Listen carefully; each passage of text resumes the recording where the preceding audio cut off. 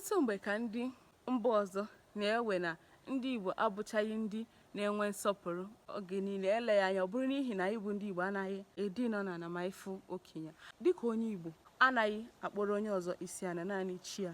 Mana kama apụtaghị na ndị Igbo anaghị enwe nsọpụrụ mana ndị Igbo enweghị nsọpụrụ, enwegasị ọtụtụ ihe dịgasị iche iche gosiri na Igbo nwere nsọpụrụ.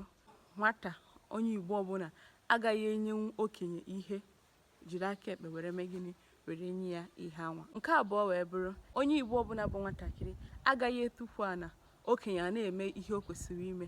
Nke atọ wee bụrụ, nwata anaghị etufu ana ebe okenye mee gịnị, kwụ ọtọ. Nke anọ bụ, okenye agaghị na-agwa nwata okwu, nwata ahụ eme gịnị, etufuru ana. Nke ise, nwata anaghị ebu ụzọ aṅụ mmanya ma a nọrọ n'ọgbakọ, maọbụ nwata ewere aka ekpe bunye mmanya elu ebe okenye nọ. Ọtụtụ ihe dịgasịkwa iche iche gosiri na Igbo nwere gịnị, nsọpụrụ.